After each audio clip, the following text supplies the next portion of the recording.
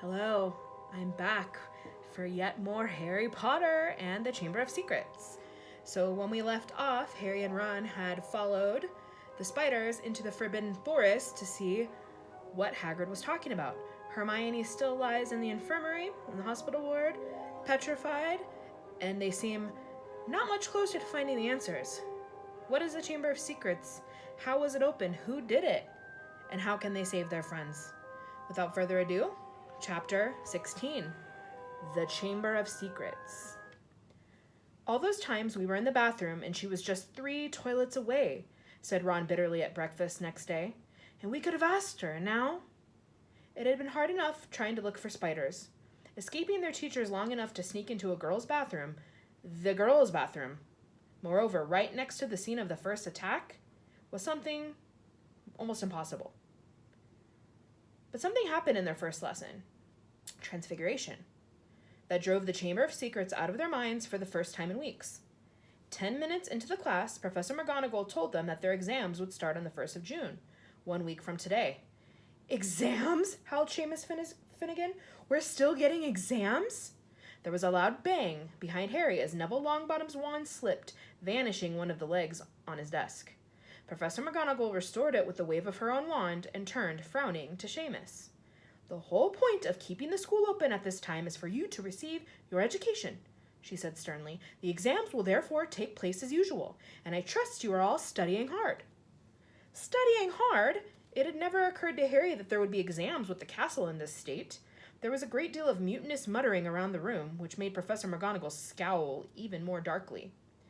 Professor Dumbledore's instructions were to keep the school running as normally as possible, she said. And that, I need hardly point out, means finding out how much you've learned this year. Harry looked down at the pair of white rabbits he was supposed to be turning into slippers. What had he learned so far this year? He couldn't seem to think of anything that would be useful in an exam. Ron looked as though he'd just been told he had to go and live in the Forbidden Forest. Can you imagine me taking exams with this? He asked Harry, holding up his wand, which had just started whistling loudly. 3 days before their first exam, Professor McGonagall made another announcement at breakfast. I have good news, she said. In the great hall, instead of falling silent, erupted, Dumbledore's coming back! Several people yelled joyfully. You've caught the ear of Slytherin, squealed a girl at the Ravenclaw table. Quidditch matches are back on, roared Wood excitedly. When the hubbub had subsided, Professor McGonagall said, Professor Spout has informed me that the mandrakes are ready for cutting at last. Tonight we will be able to revive those people who had been petrified. I need hardly remind you all that one of them may well be able to tell us who or what attacked them. I am hopeful that this dreadful year will end with our catching the culprit. There was an explosion of cheering. Harry looked over at the Slytherin table and wasn't at all surprised to see that Draco Malfoy hadn't joined in. Ron, however, was looking happier than he'd looked in days. It won't matter that we never asked Myrtle then, he said to Harry. Hermione will probably have all the answers when they wake her up. Mind you, she'll go crazy when she finds out that we've got exams in 3 days' time. She hasn't studied. It might be kinder to leave her there where she is till they're over. Just then, Ginny Weasley came over and sat down next to Ron. She looked tense and nervous, and Harry noticed that her hands were twisting in her lap. What's up? Said Ron, helping himself to more porridge. Ginny didn't say anything, but glanced up and down the Gryffindor table with a scared look on her face that reminded Harry of someone, though he couldn't think who. Spit it out, said Ron, watching her. Harry suddenly realized who Ginny looked like. She was rocking back and forth slightly in her chair, exactly like Dobby did when he was teetering on the edge of revealing forbidden information. I've got to tell you something, Ginny mumbled, carefully not looking at Harry.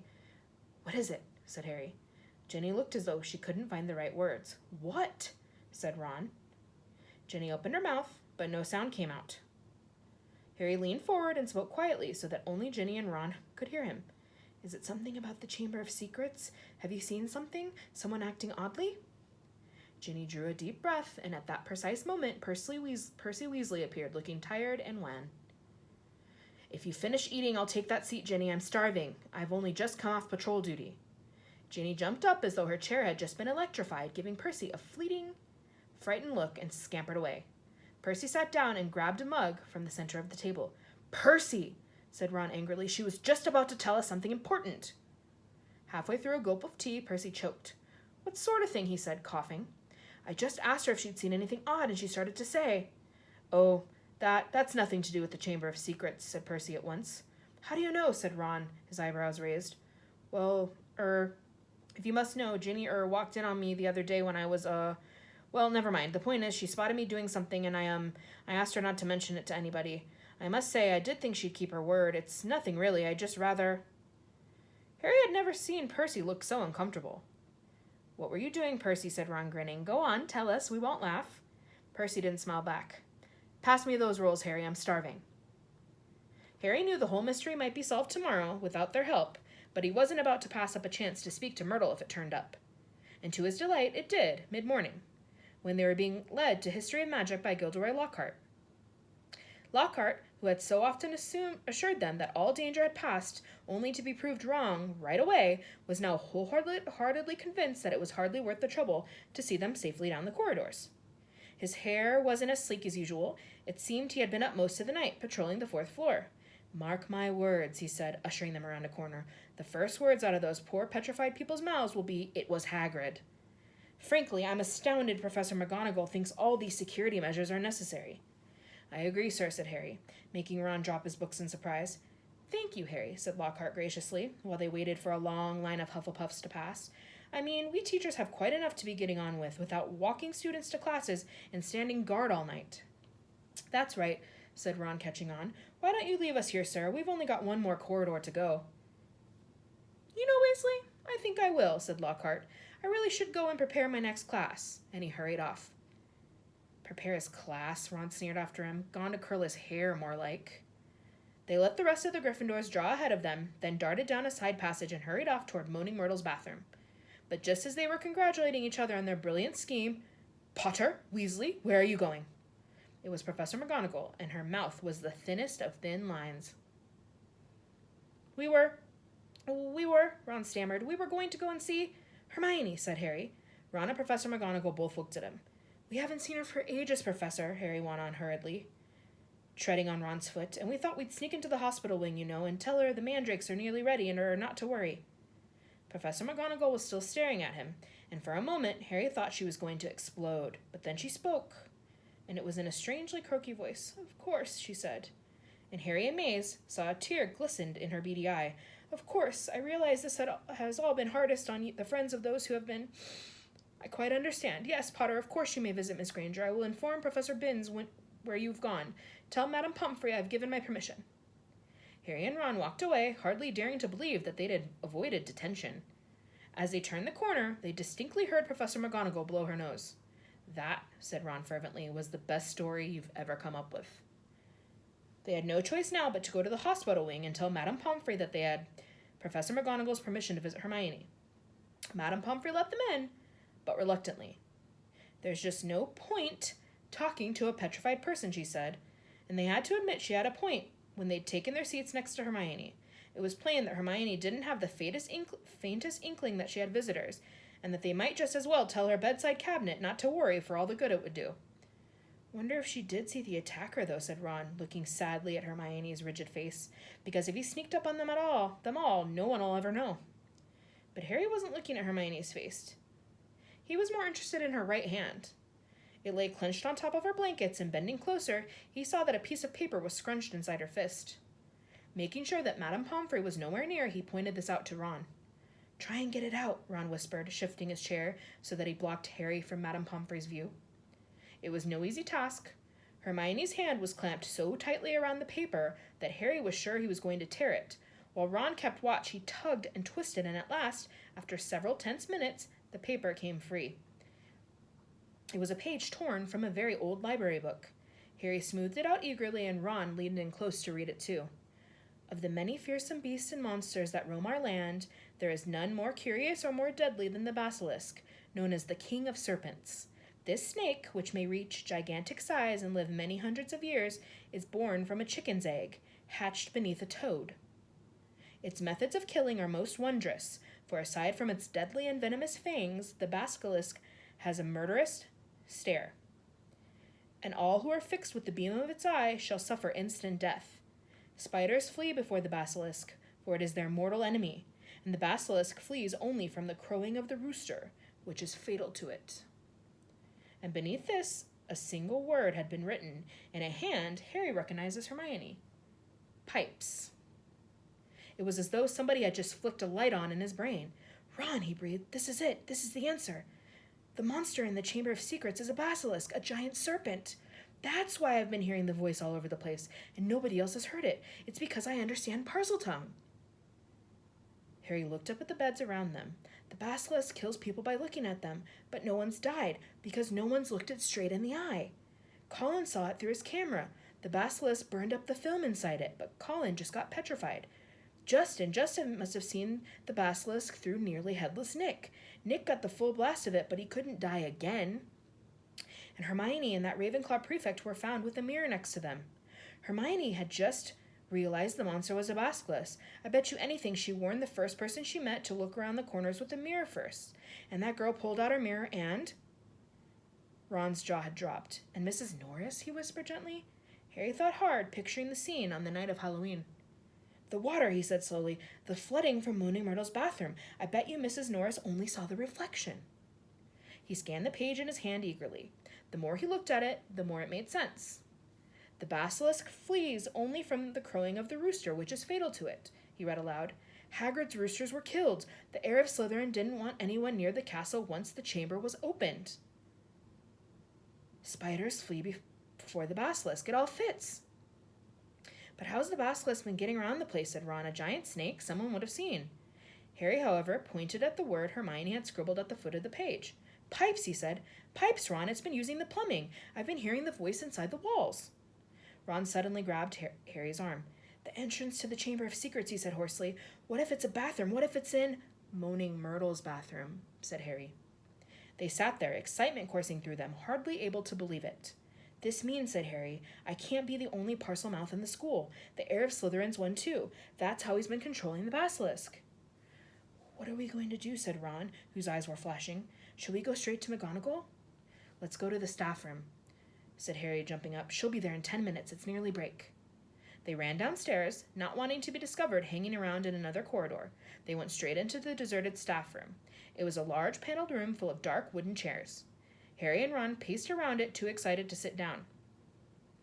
But the bell to signal break never came. Instead, echoing through the corridors came Professor McGonagall's voice, magically magnified. "All students return to their house dormitories at once. All teachers return to the staff room immediately, please." Harry wheeled around to stare at Ron. "Not another attack, not now." "What'll we do?" said Ron aghast. "Go back to the dormitory?" "No," said Harry, glancing around. There was an ugly sort of wardrobe to his left, full of the teachers' cloaks. "In here, let's hear what it's all about. Then we can tell them what we found out." They hid themselves inside it, listening to the rumbling of hundreds of people moving overhead, and the staff room door banging open. From between the musty folds of the cloaks, they watched the teachers filtering into the room. Some of them were looking puzzled, others downright scared. Then Professor McGonagall arrived. "It has happened," she told the silent staff room. "A student has been taken by the monster, right into the chamber itself." Professor Flitwick let out a squeal. Professor Spout clapped her hands over her mouth. Snape gripped the back of a chair very hard and said, "How can you be sure?" "The heir of Slytherin," said Professor McGonagall, who was very white, "left another message right underneath the first one. Her skeleton will lie in the chamber forever." Professor Flitwick burst into tears. "Who is it?" said Madame Hooch, who had sunk weak-kneed into a chair. "Which student?" "Ginny Weasley," said Professor McGonagall. Harry felt Ron slide silently down onto the wardrobe floor behind him. "We shall have to send all the students home tomorrow," said Professor McGonagall. "This is the end of Hogwarts. Dumbledore always said." The staff room door banged open again. For one wild moment, Harry was sure it would be Dumbledore, but it was Lockhart, and he was beaming. "Sorry to have dozed off. What have I missed?" He didn't seem to notice that the other teachers were looking at him with something remarkably like hatred. Snape stepped forward. "Just the man," he said. "The very man. A girl has been taken. Snatched by the monster, Lockhart. Taken into the Chamber of Secrets itself. Your moment has come at last." Lockhart blanched. "That's right, Gilderoy," chipped in Professor Sprout. "Weren't you saying just last night that you've known all along where the entrance to the Chamber of Secrets is?" I, sputtered Lockhart. "Yes, didn't you tell me you were sure you knew what was inside it?" piped up Professor Flitwick. Did I? I don't recall. I certainly remember you saying you were sorry you hadn't had a crack at the monster before Hagrid was arrested, said Snape. Didn't you say that the whole affair had been bungled, and that you should have been given a free rein from the first? Lockhart stared around at his stony-faced colleagues. I really never. You may have misunderstood. We'll leave it to you then, Gilderoy, said Professor McGonagall. Tonight will be an excellent time to do it. We'll make sure everyone's out of your way. You'll be able to tackle the monster all by yourself. A free rein at last. Lockhart gazed desperately around him, but nobody came to the rescue. He didn't look remotely handsome anymore. His lip was trembling, and in the absence of his usual toothy grin, he looked weak-chinned and feeble. Very well, he said. I'll be in my office getting ready. And he left the room. Right, said Professor McGonagall, whose nostrils flared. That's got him out from under our feet. The heads of houses should go and inform their students what has happened. Tell them the Hogwarts Express will take them home first thing tomorrow. Will the rest of you please make sure no students have been left outside their dormitories? The teachers rose and left, one by one. It was probably the worst day of Harry's entire life. He, Ron, Fred, and George sat together in a corner of the Gryffindor common room, unable to say anything to each other. Percy wasn't there. He had gone to send an owl to Mr. and Mrs. Weasley, then shut himself up in his dormitory. No afternoon ever lasted as long as that one, nor had Gryffindor Tower ever been so crowded yet so quiet. Near sunset, Fred and George went up to bed, unable to sit there any longer. She knew something, Harry, said Ron, speaking for the first time since they had entered the wardrobe in the staff room. That's why she was taken. It wasn't some stupid thing about Percy at all. She'd found out something about the Chamber of Secrets. That must be why she was... Ron rubbed his eyes frantically. I mean, she was a pureblood. There can't be any other reason. Harry could see the sun sinking blood-red below the skyline. This was the worst he had ever felt. If only there was something they could do. Anything.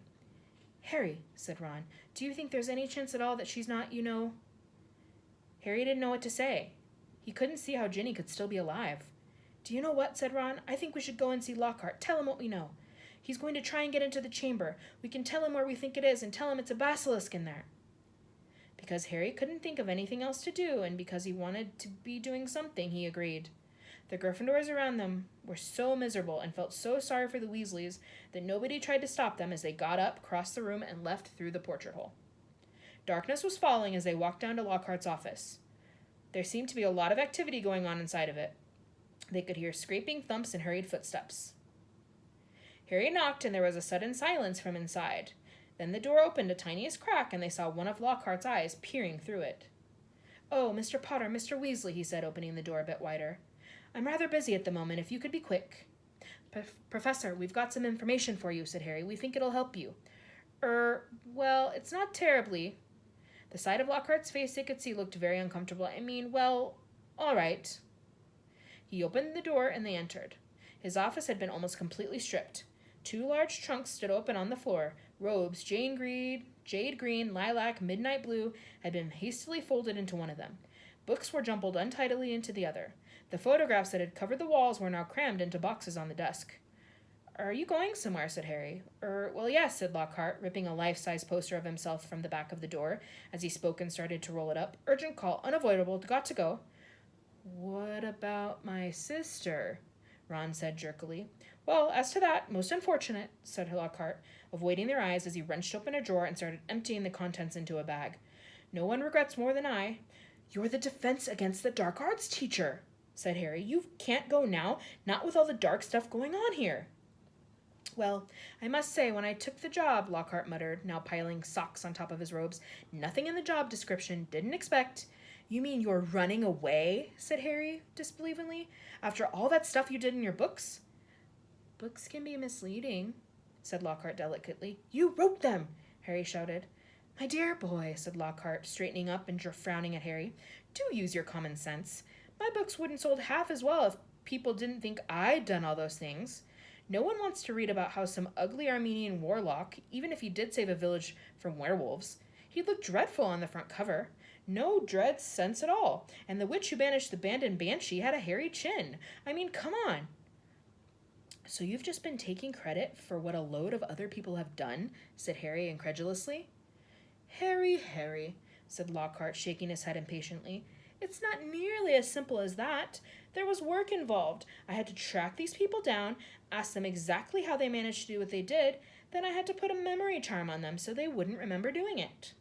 If there's one thing I pride myself on, it's my memory charms. No, it's been a lot of work, Harry. It's not all book signings and publicity photos, you know. You want fame, you have to prepare it for a long, hard slog. He banged the lids of his trunks shut and locked them. Let's see, he said. I think that's everything. Yes, only one thing left. He pulled out his wand and turned to them. Awfully sorry, boys, but I'll have to put a memory charm on you now. Can't have you blabbing my secrets all over the place. I'll never sell another book. Harry reached his wand just in time. Lockhart had barely raised his when Harry bellowed, Expelliarmus! Lockhart was blasted backward, falling over his trunk. His wand flew high into the air. Ron caught it and flung it out of the open window.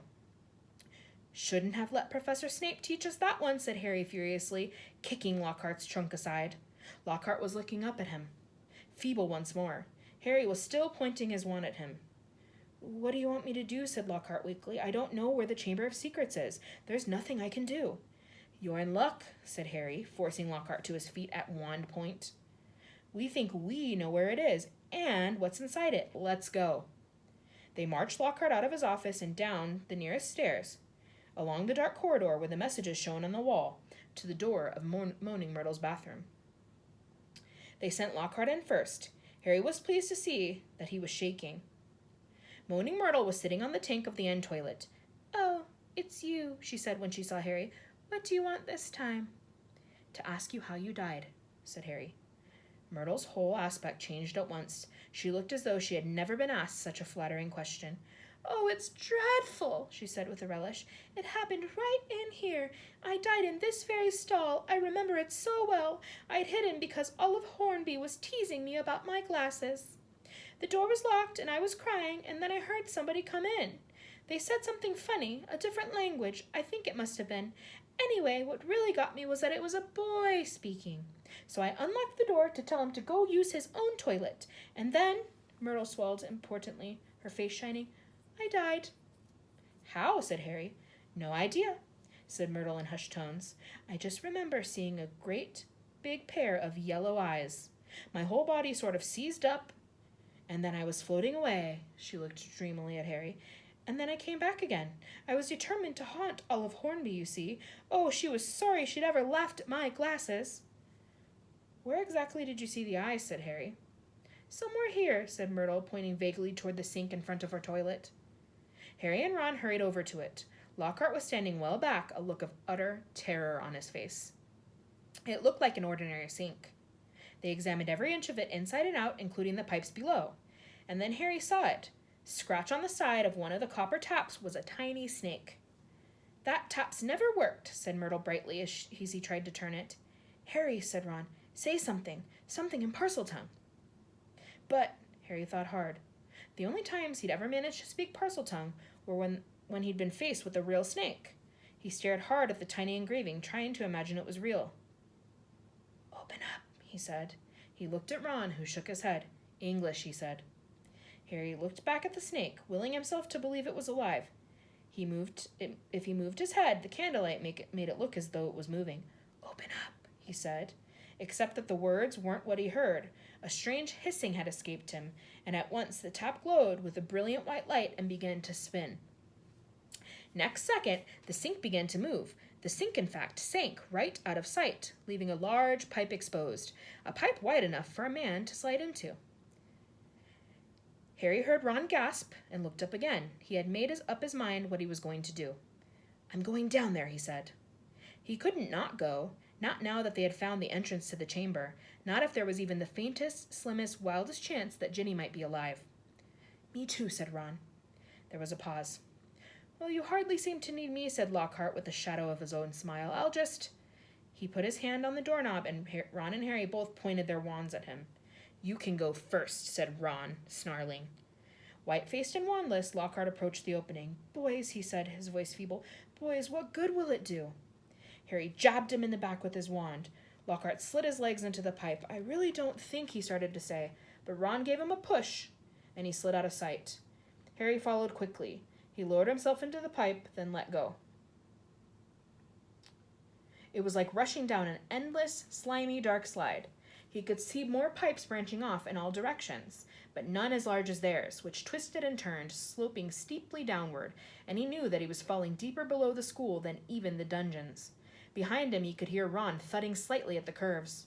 And then, just as he had begun to worry about what would happen when he hit the ground, the pipe leveled out, and he shot out of the end with a wet thud, landing on the dark floor of a dark stone tunnel large enough to stand in. Lockhart was getting to his feet a little ways away, covered in slime and white as a ghost. Harry stood aside as Ron came whizzing out of the pipe, too.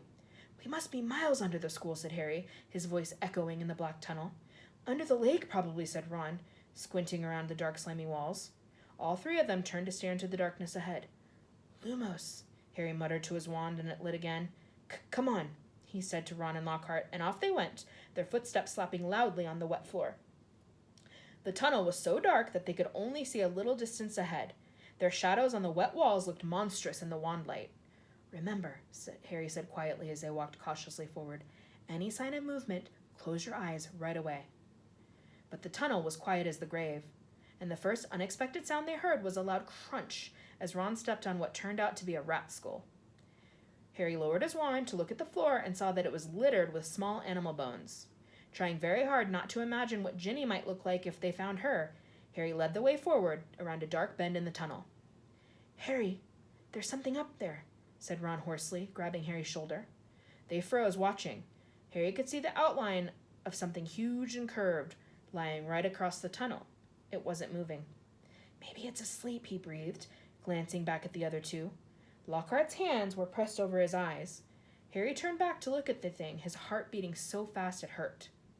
Very slowly, his eyes as narrow as he could make them and still see, Harry edged forward, his wand held high.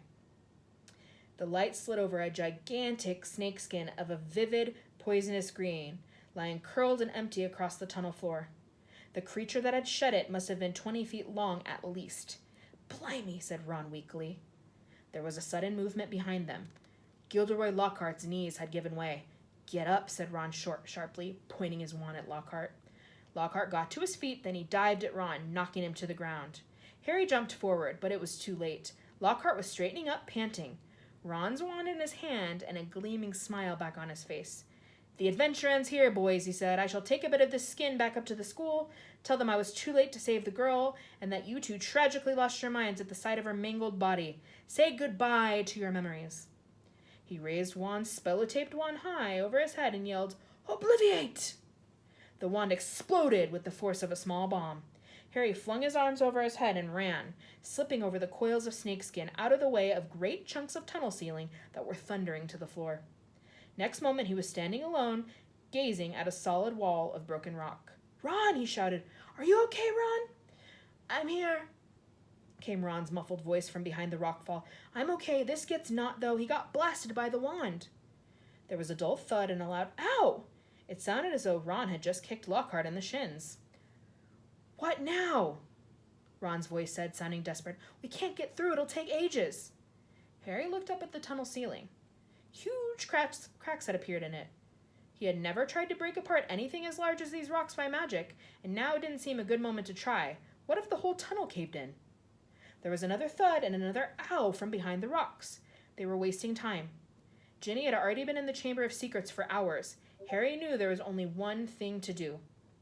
"Wait here," he called to Ron. "Wait with Lockhart. I'll go on. If I'm not back in an hour." There was a very pregnant pause. "I'll try and shift some of this rock," said Ron, who seemed to be trying to keep his voice steady, "so you can get back through. And Harry?" "See you in a bit," said Harry, trying to inject some confidence into his shaking voice. And he set off alone past the giant snakeskin. Soon the distant noise of Ron straining to shift the rocks was gone. The tunnel turned and turned again. Every nerve in Harry's body was tingling unpleasantly. He wanted the tunnel to end, yet dreaded what he'd find when it did. And then, at last, as he crept around yet another bend, he saw a solid wall ahead on which 2 entwined serpents were carved, their eyes set with great glinting emeralds. Harry approached, his throat very dry. There was no need to pretend these stone snakes were real. Their eyes looked strangely alive. He could guess what he had to do. He cleared his throat, and the emerald eyes seemed to flicker. "Open," said Harry in a low, faint hiss. The serpents parted as the wall cracked open. The half slid smoothly out of sight, and Harry, shaking from head to foot, walked inside. That is the end of chapter 16. The chamber has been discovered. Harry, Ron, and Professor Lockhart have walked through it. Now Ron and Professor Lockhart, who cast a spell gone wrong, are stuck on one side, and Harry continues on to the chamber. We know the snake is at least 20 feet long, and Harry's alone as he attempts to challenge it. What will happen next? I know, but I'm not telling you. Inshallah, we have got 2 chapters left, and we'll get those finished next week. Assalamu alaikum. Be well. I hope Ramadan is going perfectly. Bye, guys.